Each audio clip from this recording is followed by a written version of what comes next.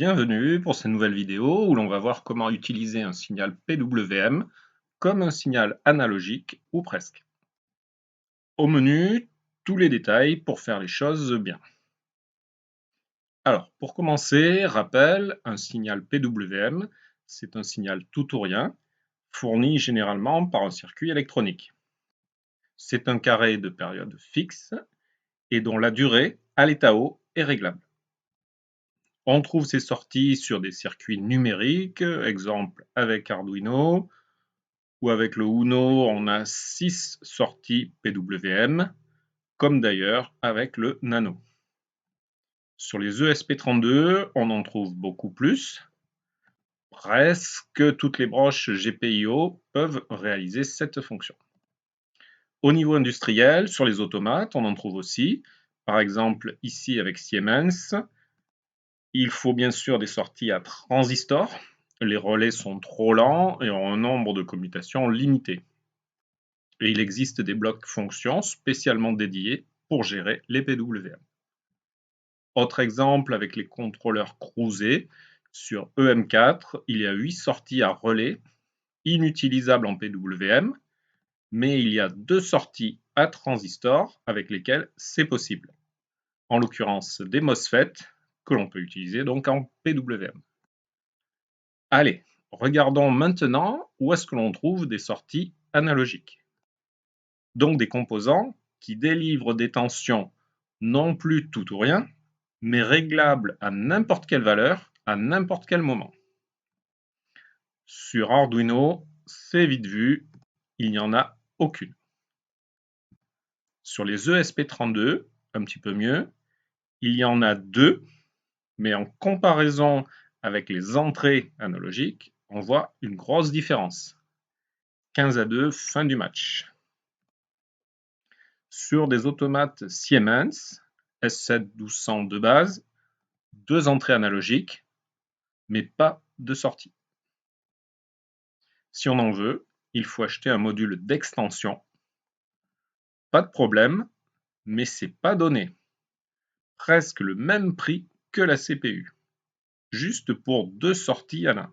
Aïe aïe aïe aïe. Même esprit avec Cruze, les sorties analogiques, c'est en ajoutant un module d'extension. En conclusion, sortie analogique, c'est comme dans la chanson. Money, money, money. Money, money, money. Et donc très souvent, on détourne l'utilisation d'une sortie PWM pour en faire un signal analogique. Je rappelle qu'un PWM, c'est un carré de période fixe et de rapport cyclique réglable. La valeur moyenne du signal est directement proportionnelle au rapport cyclique et à la tension max E, bien sûr. Exemple avec 1/4 à l'état on et 3/4 off, ça donne 0,25 de rapport cyclique et donc moyenne à 25% du max. Si c'est 50-50, la tension moyenne, c'est la moitié du max, et ainsi de suite. 3/4, ça donne 75%, etc., etc. À propos de la fréquence, elle est fixe, mais il ne faut pas la choisir n'importe comment. Prenons un exemple avec une période de 2 secondes et appliquons la tension à un voyant. On va donc voir un clignotement. Par contre, si la période est plus petite, la persistance rétinienne de l'œil fait que l'on ne voit que la valeur moyenne, donc le voyant est à moitié allumé avec un éclairement que l'on croit fixe. En conservant cette fréquence, mais en plaçant le rapport cyclique à 75%, l'œil joue toujours son rôle de filtre et on ne perçoit qu'un éclairement constant, mais plus important qu'avant. En résumé, plus la fréquence est grande, plus l'effet de moyen-âge sera facile à obtenir, mais pas obligatoire d'avoir des hautes fréquences, il suffit d'être plus rapide que la constante de temps du système. Exemple pour l'œil, à 100 Hz, on ne perçoit pas les changements, comme c'est d'ailleurs utilisé pour le rafraîchissement des écrans. Ou autre exemple avec les systèmes thermiques classiques, pas besoin d'aller vite, la température ne suit pas des variations rapides. Niveau fréquence, si on regarde sur un Arduino, par défaut, les PWM 3, 9, 10, 11 sont à 490 Hz. Et les 5 et 6 sont presque à 1 kHz. Donc pour faire varier la luminosité d'une LED, c'est un jeu d'enfant, câblage en direct sur une sortie. Allez, je vais faire une démo en vrai, par exemple avec un contrôleur Cruze. Les fréquences PWM vont être à choisir entre 14 et 1700 et quelques Hertz.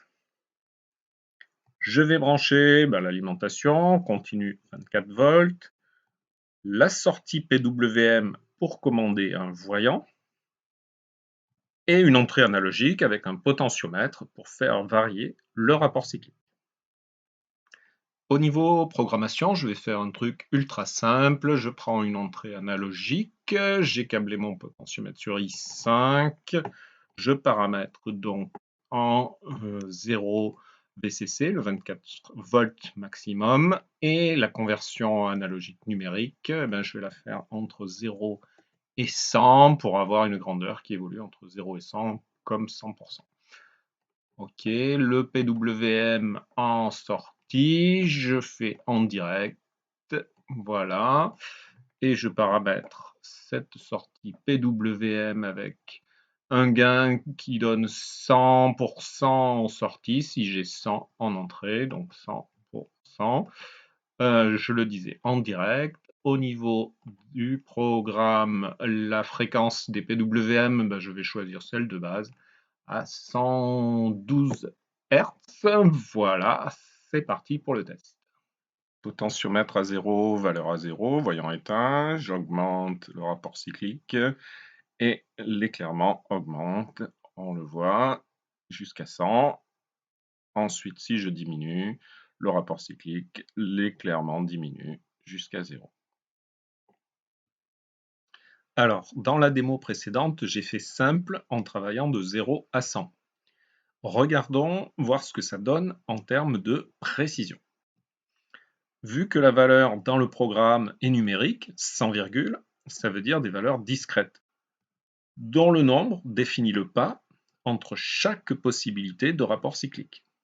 Ce pas ou résolution se calcule facilement. Exemple, s'il y a 100 valeurs possibles, le pas est de 1%. Si on a un codage sur 8 bits, exemple Arduino, ça donne 256 possibilités de rapports cycliques différents. Et ainsi de suite. Plus le nombre max est grand, plus c'est précis. Allez, regardons ça sur un oscillo. Alors, pour faire la démo, j'ai changé un petit peu le programme. Au niveau du PWM, j'ai mis la résolution maximale, 32767, qui donnera 100%. Au niveau de la valeur, c'est plus le potentiomètre, mais je vais utiliser un compteur que je vais prépositionner à 10 000 et que je vais incrémenter de 1 en 1. Alors 10 000 par rapport à 32 000, ça fait en gros un rapport cyclique de 30% et plus. Tout le reste là, le display, c'est juste de l'affichage, donc rien d'exceptionnel. Je fais le test. Et j'incrémente petit à petit. Alors je vais mettre le silo également et je vais incrémenter petit à petit la valeur. Et on voit au niveau de l'oscilloscope, si vous voyez, rapport 1, eh bien, une évolution au fur et à mesure. Hein, c'est à peine perceptible, hein, puisque là, on est vraiment très précis.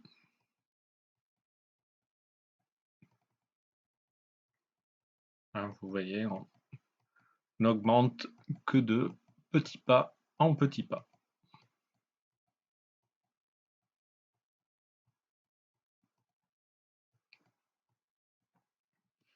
Alors, à bien y réfléchir, dans l'exemple avec le voyant, c'est l'œil qui joue le rôle de filtre.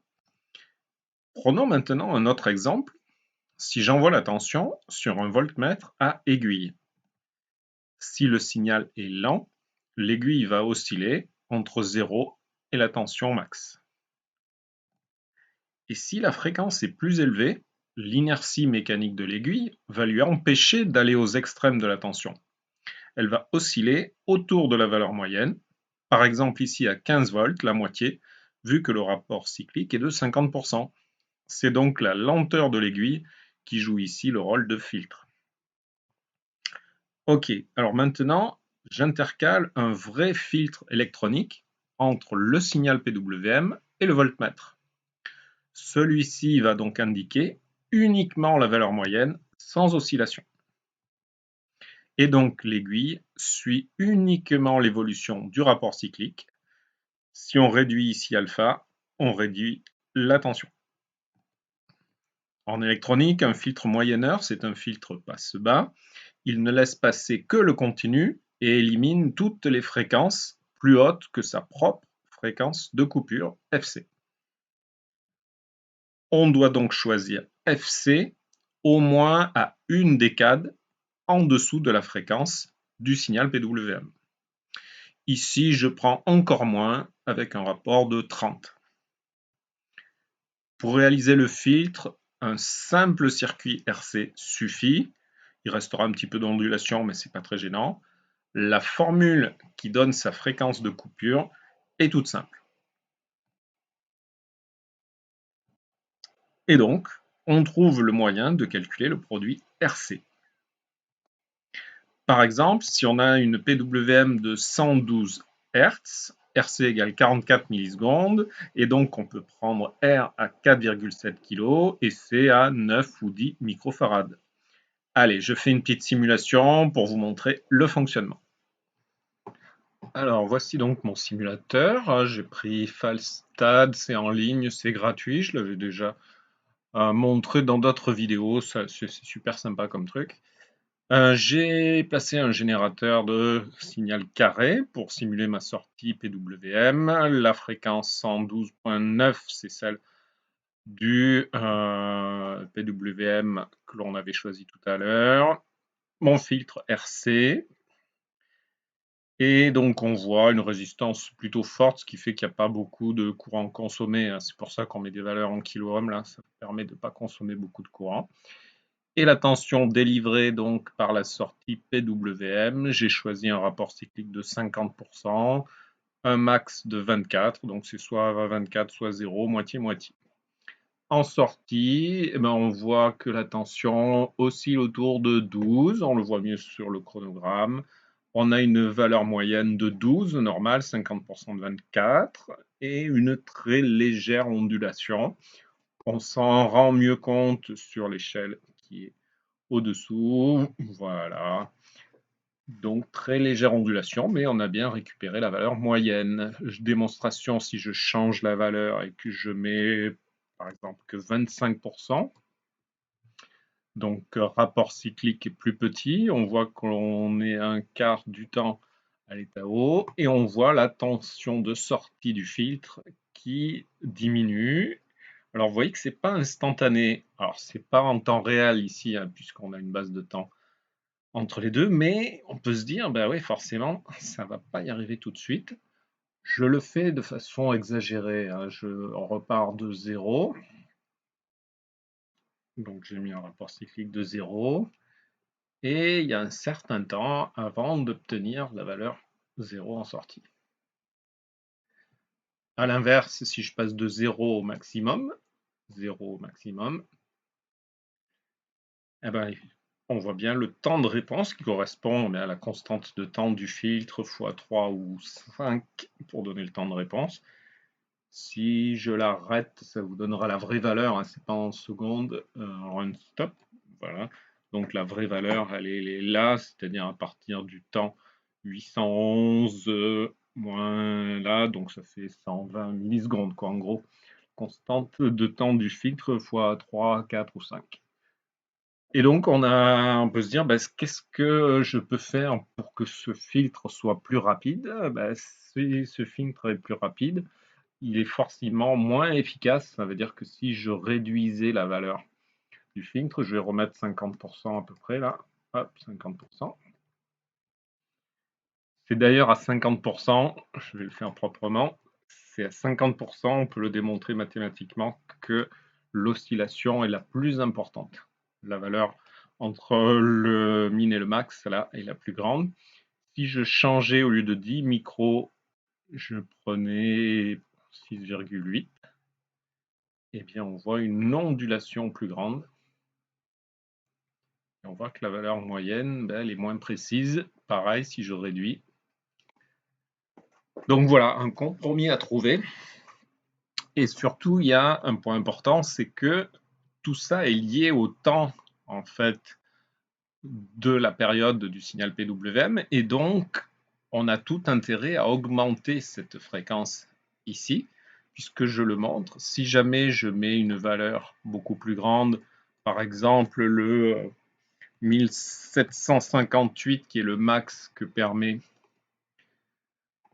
notre EM4, eh bien on voit que là, par contre, c'est nickel. Et on pourrait même s'amuser à réduire la capacité du filtre. Vous voyez que l'ondulation est toute petite. Et du coup, là, on a bien sûr une meilleure réactivité, c'est-à-dire que si je change le rapport cyclique, ça suit beaucoup plus rapidement, forcément.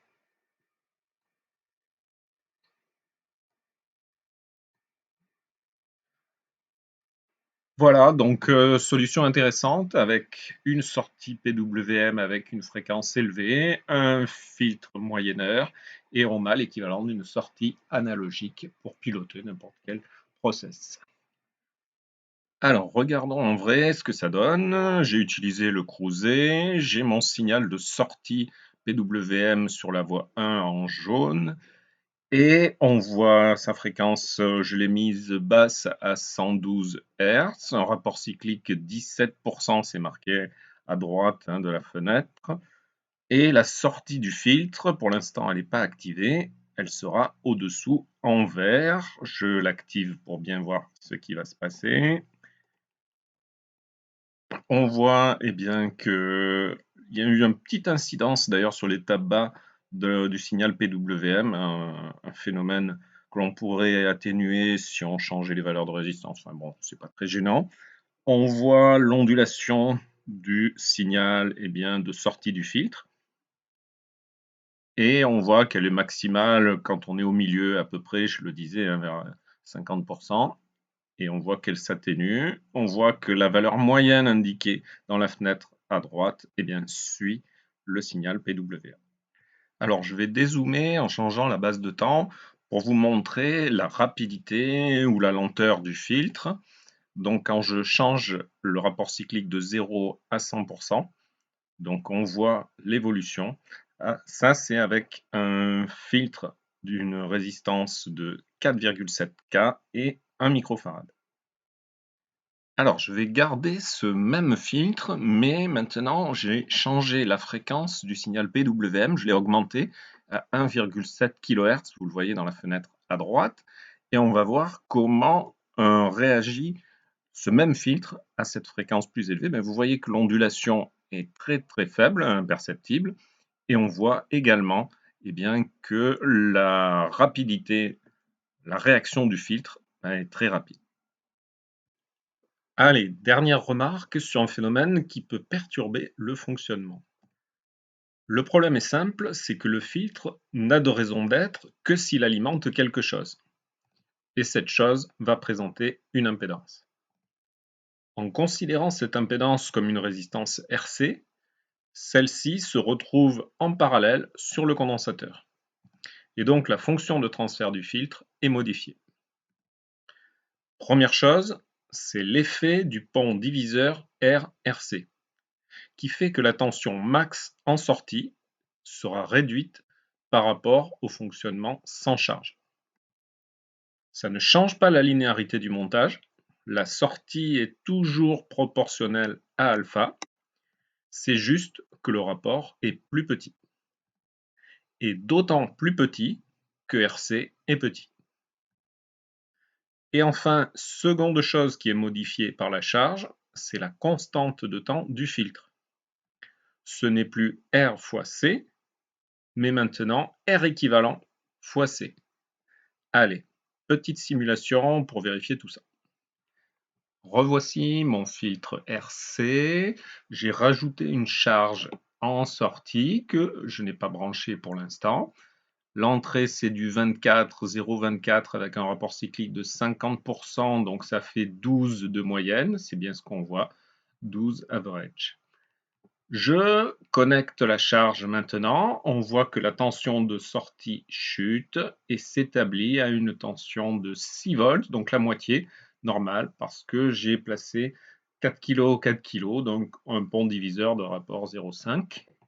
Et si je change la valeur de la résistance et que je la réduis, et ben d'autant plus que je la réduis, d'autant plus on a une chute de tension. À l'inverse, si j'augmente la charge, elle ne perturbera pas beaucoup. Plus elle est forte en résistance et moins elle perturbe. Et on voit donc, si on a des valeurs importantes, 200 kg, on est très peu perturbé. On retrouve quasiment les 12 volts. Et bien sûr, une très grande impédance, 1 méga. C'est comme si on n'avait rien, c'est comme si c'était débranché. Voilà, eh bien vous savez tout ou presque. Je vous dis à bientôt pour une nouvelle vidéo.